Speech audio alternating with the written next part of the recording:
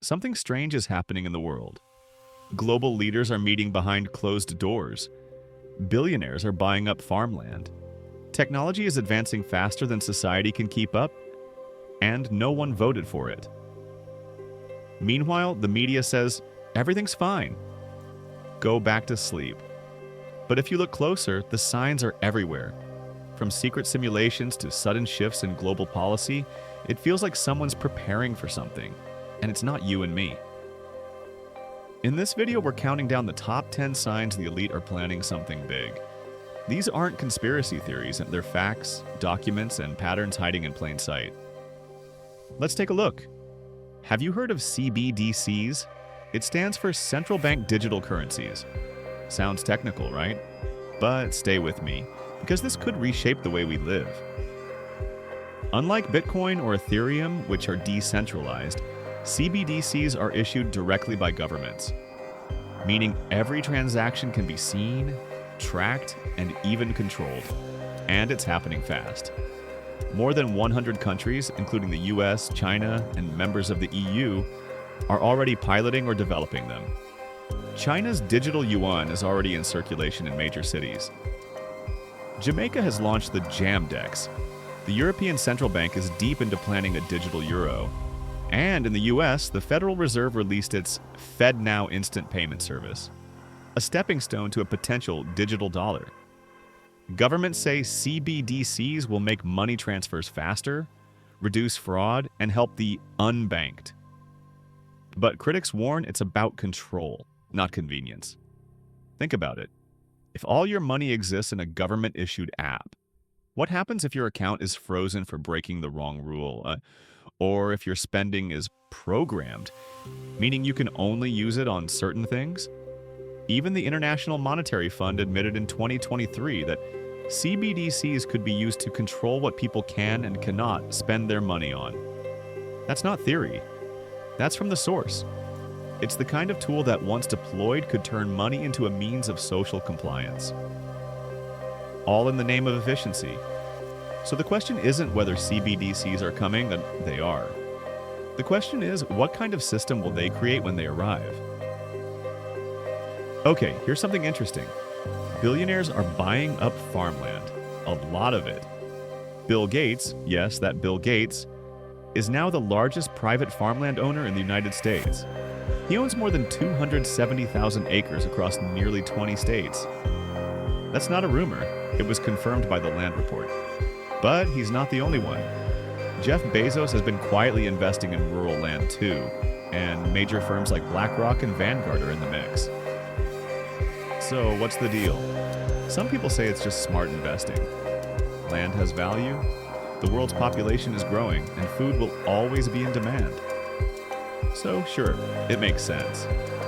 But others are asking questions. Why would billionaires who built their empires in tech and finance suddenly care so much about farmland? Is it about food security? Is it about control? There's also the timing. With so much talk about food shortages, climate shifts, and lab-grown meat, it kind of makes you wonder. And here's something else. Not all of this land is being farmed. Some of it just sits there. No tractors, no crops, nothing. So what's the bigger picture? Is it about sustainability, future-proofing, or something else entirely? No one's saying there's a grand conspiracy, but when the world's most powerful people start quietly buying up the land that feeds us, it definitely raises eyebrows. Draw your own conclusions. Imagine a world where your every move is tracked, not by spies in trench coats, but by algorithms. That world, it's already here. Governments and tech giants are rolling out biometric surveillance systems. Facial recognition, iris scans, voice prints, even gait detection. And it's not just about unlocking your phone anymore. These systems are being tied to national digital ID programs. The World Economic Forum has openly supported a global digital ID framework. India's Aadhaar system has enrolled over 1 billion people, linking fingerprints and iris scans to every citizen. The EU's EID system is going live in 2024, And in Kenya, Nigeria, and parts of Southeast Asia, digital ID is becoming mandatory to access government services, banks, and even travel. Sounds efficient, right? But here's the catch. Once everything is linked, your ID, your bank account, your health records, it creates a single point of control. You become a line of code. And what can be given can also be taken away. China's social credit system is already doing this, blending surveillance and digital ID into a tool of behavior enforcement. Imagine being locked out of services not because of a law you broke, but because of an algorithm's decision. Critics aren't paranoid. They're informed. When ID systems are centralized and biometric, your freedom becomes programmable. What happens when your money isn't in your hands, but entirely under someone else's control? We're moving toward a cashless society, and fast. In some places, it's already here. Sweden expects to go fully digital by 2026. India phased out large bills almost overnight. In China, people pay for everything with their phones, even street food. Governments and banks say it's about convenience and security. No more lost wallets, no more bank runs. But here's the catch. When cash disappears, so does financial freedom. Enter CBDCs, central bank digital currencies. Unlike Bitcoin, they're not decentralized. They're issued and monitored by central banks, meaning every transaction is traceable and programmable. Think about that. If your money is programmable, it can be limited, censored, or expired. Buy too much meat, your payment might get declined. Donate to a cause the government doesn't like, they could freeze your funds, and it's not theoretical. In 2022, China rolled out a digital yuan with expiration dates. Spend it or lose it. The European Central Bank published papers discussing spending limits to stop hoarding. The IMF, World Bank, and BIS are all on board with rolling this out globally. So, what happens if we go 100% cashless? You won't own your money. You'll just have access to it. Yeah, well, as long as you're behaving. No cash means no privacy, no escape, and no control. Sound dramatic? Maybe, but ask yourself this. Why are governments pushing this so hard, and why now? Why is it suddenly so hard to grow, move, and afford food? In just the past few years, the global food supply has faced a series of suspiciously timed disruptions. First, it was the pandemic. Then it was shipping container shortages. Then inflation. Then war in Ukraine. Now, we're seeing mysterious food processing plant fires, fertilizer shortages, and governments paying farmers not to farm.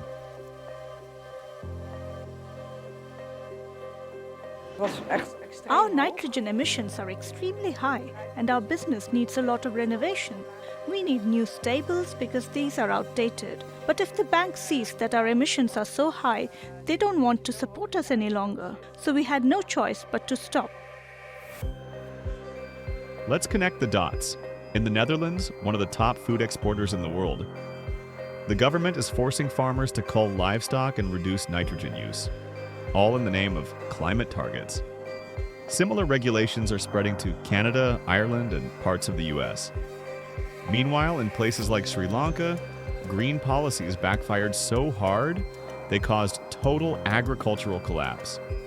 No fertilizer equals no crops. No crops equals riots. And let's not forget Bill Gates, now the largest private owner of farmland in America. Why is a tech billionaire buying land that grows potatoes, carrots, and corn? Is this just smart investing or positioning?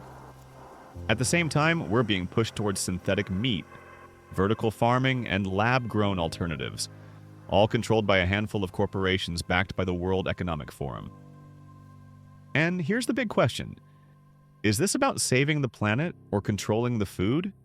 Because if you can control food, you can control people.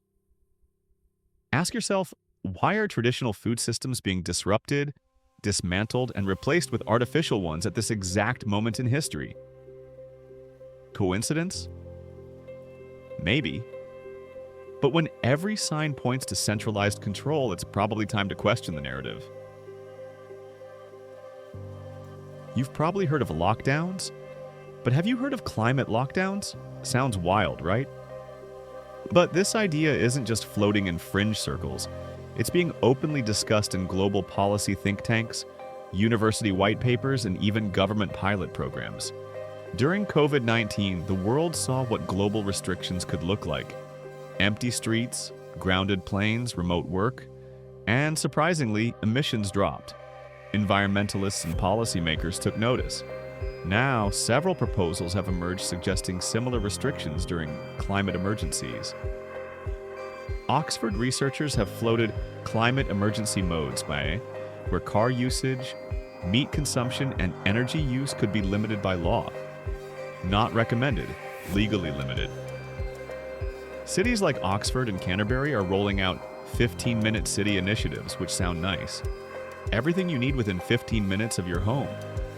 But critics warn these could lead to perimeter controls, movement tracking, and travel restrictions in the name of sustainability. Even the World Economic Forum has published articles praising digital tools that track individual carbon footprints. And guess what? Your credit card company might already be tracking yours. So here's the big question. If climate change is framed as the next global emergency, are we looking at a repeat of the pandemic playbook? Only this time, the restrictions won't be temporary. They'll be automated, digitally enforced, and justified for the greater good. No travel without a carbon passport, no steak without offset credits, and if you go over your allowance, you just get locked out of the system. And the craziest part? It's not even a secret. It's all being published right out in the open. You just have to know where to look. What if the end goal isn't chaos, but control? For years, the idea of a one-world government has been dismissed as conspiracy. But the phrase keeps popping up, not in secret memos, but in public speeches and policy proposals from some of the world's most powerful people. Global institutions like the United Nations, the World Economic Forum, and the World Health Organization are openly calling for more global coordination, especially during crises. Sounds reasonable, right? Who wouldn't want cooperation in a disaster?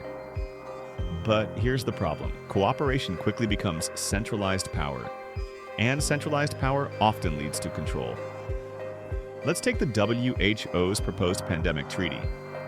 It could give the organization power to declare global health emergencies, override national laws, and enforce measures like lockdowns or vaccine mandates. Even if a country's population disagrees, that's not cooperation. That's authority. The WEF's Great Reset goes even further, pushing for a global economic reboot, a new digital financial system, and private-public governance. But who's in charge? You didn't vote for these people, and they're not accountable to you. So what's the vision? A world where national sovereignty becomes secondary, where policies are made by technocrats, bankers, and corporate boards instead of elected officials.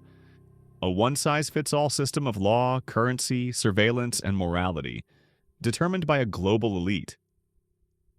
Is it for our protection, or is it the infrastructure of a global control grid? Because once you centralize that much power, there's no going back. Imagine a world where every move you make, every word you type, and every thought you express online is being monitored. Not by a person, but by artificial intelligence.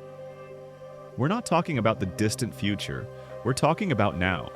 AI is no longer just powering chatbots and filters. It's making decisions, managing infrastructure, and even shaping public opinion.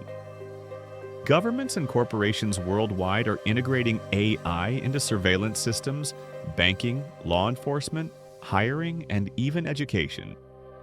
Here's the question. Who's controlling the AI and who's programming it? In cities like Beijing and London, facial recognition AI can identify citizens in real time. Some systems even assign trust scores based on your behavior. Do the wrong thing, say the wrong words online, and you could be flagged, fined, or worse, without ever interacting with another human. And it's not just what you do, it's what you might do. Predictive policing uses AI to forecast future crimes. Yes, that sounds like science fiction, but it's real. And it's being deployed in the US, in the UK, and China. Big tech isn't far behind. Algorithms already decide what you see on your feed, what gets censored, and what's labeled misinformation. In many cases, you can't appeal these decisions, because the judge isn't a person. It's code. Now governments are pushing for global AI regulation. But that begs the question, is this really about safety or centralized control? AI isn't just a tool anymore, it's becoming the nervous system of a digital control grid. One where freedom is algorithmically approved or denied. So, are we still the users, or have we already become the product? If the world's not ending, why are the ultra-rich preparing like it is? In recent years, there's been a massive uptick in doomsday bunker construction. Not for the general public, but for billionaires, tech moguls, and government insiders. These aren't your backyard storm shelters. We're talking multi-million-dollar underground fortresses. In New Zealand, the elite are buying up remote farmland and installing luxury bunkers from companies like Rising S Bunkers and Oppidum. New Zealand is seen as an ideal refuge, isolated, politically neutral, and self-sustainable. So ideal, in fact, that PayPal co-founder Peter Thiel was granted citizenship and purchased a 477-acre estate there, complete with bunker plans. In the US, high-tech shelters are being built deep in the Rocky Mountains, Texas, and even Kansas, where decommissioned missile silos have been converted into luxury survival condos. These offer air filtration systems, hydroponic farms, armories, surgical suites, and even theaters and swimming pools. Some go as deep as 15 stories underground. But here's the question: why now? Some insiders cite biowarfare, civil unrest, or AI-driven disasters. Others talk about climate collapse, solar flares, or even cosmic threats. A 2021 report revealed that hedge fund managers are asking their consultants, how do I maintain control of my security team after society collapses? That's not preparing for a storm. That's planning for a system-wide failure, and assuming society may not come back. Meanwhile, the rest of us are told everything's fine. But if the people with money, data, and connections are building escape hatches, what do they know that we don't? For decades, the global financial system has been centered around one thing: the US dollar. It's been the world's reserve currency since the end of World War II. But recently, cracks are showing. And behind those cracks, you'll find fingerprints. Elite fingerprints. Let's start with the facts. In 2023, the BRICS nations, Brazil, Russia, India, China, and South Africa, announced plans for a new currency, one designed to challenge the dollar. Over 40 countries are now interested in joining this new financial bloc. That alone is massive. But it's not just about money, it's about power. When the dollar falls, so does US influence, and more importantly, elite control that is operated through Western institutions like the IMF, World Bank, and central banks. These organizations aren't just financial entities, they're tools used by the global elite to shape policy, pressure nations, and protect corporate interests. Now here's where it gets suspicious. This shift isn't being stopped. In some cases, it's being encouraged. Powerful investors like BlackRock and Goldman Sachs are quietly expanding into BRICS nations. Elite forums like Davos are openly discussing the multipolar future and resetting capitalism. Why would the very people who benefit most from the current system allow it to collapse? Unless they already control what's coming next? The world isn't just drifting toward a new system, it's being steered. Away from democracies, away from national control, and towards centralized, technocratic rule, where elites set the rules behind digital currencies, global governance, and surveillance infrastructure. So ask yourself, are we witnessing a natural global shift, or the next phase of elite strategy? Because the fall of one empire usually means the rise of another. And the people behind it, they're not on the ballot. So, what does it all mean? Are these signs just coincidences, or are they pieces of a much larger puzzle? One thing's for sure, something is coming. The only question is, are we ready for it? Because while the elite build bunkers, buy land, and program AI, most of us are left in the dark, but knowledge is power. And the more you see, the less you can unsee. If you found this video helpful, hit like, subscribe, and share it with someone who's starting to notice the cracks in the narrative. Until next time, stay curious, stay awake,